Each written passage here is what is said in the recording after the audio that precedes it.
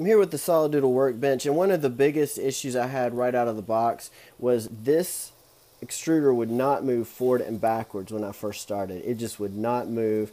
It made a horrible noise, and there is a video on Solidoodle's website on how to fix that. I found a different solution when I first got it before I saw the video. What you're going to want to do is detach, at least for my method, is detach the belt from the extruder chassis. That's what I'm calling this, a chassis. And that is this little guy right here. It's an Allen wrench on a little threaded piece, T piece. Looks like a T. You're going to unscrew it right here, pull this piece off, and that's detaching the belt from this little chassis. Okay, you're going to do the same on the other side. It's a little harder to get to on this right side. There's a screw there, again another Allen wrench screw, and then this guy with teeth, looks like a little T on that side as well. Those two pieces are holding this chassis to the belt, so that's completely detaching the belt. So if you were to run it now, the belt is not attached, and so you can actually move it forward and backwards now.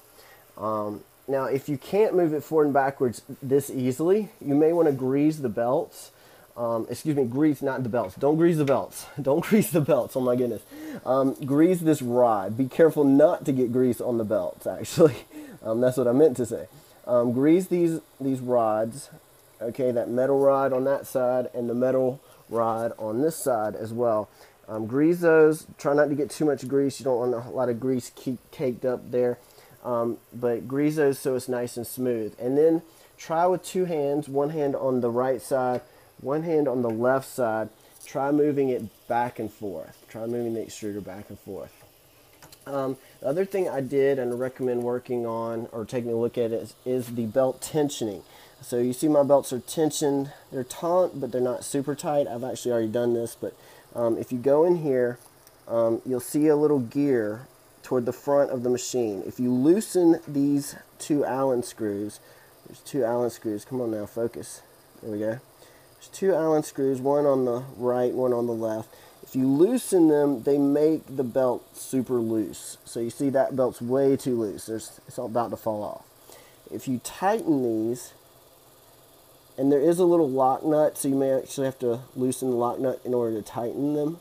But tighten these, and you'll see you can get it tighter. Okay, so that's where you can actually tighten the belt. And you want it so it's not super loose, but not super tight. It's kind of an in-between. That's a little tight, actually. So you might have to back it off. Once you get that, then you want to lock down these lock nuts, excuse me. So those silver lock nuts might need locked down a little bit better, so it doesn't vibrate out of place. So that's about right there. You want them even on both sides if possible, so the belt doesn't twist.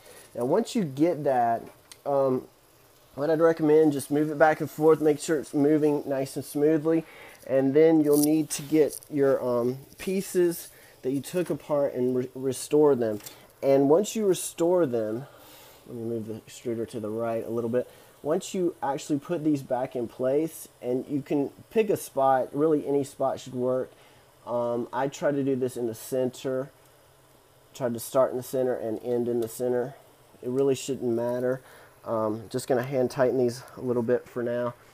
But once you get these locked down, then I recommend move them back and forth again. Go ahead and lock that one down. I'll come over here, try to lock this one down as well. Try to show you what I mean.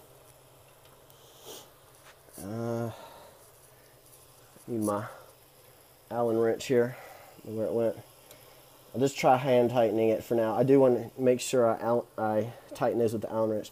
But now I'm going to take this with both hands, move it back and forth, and this is where you really test the belt tensioning, because you see now the belt's attached. The belt's actually moving with this. Hopefully you can see that. The belt is moving, and the chassis is moving as well. Now if it's still too tight, you might want to look at this belt to the motor back here. It should all be good though. I didn't adjust any of that.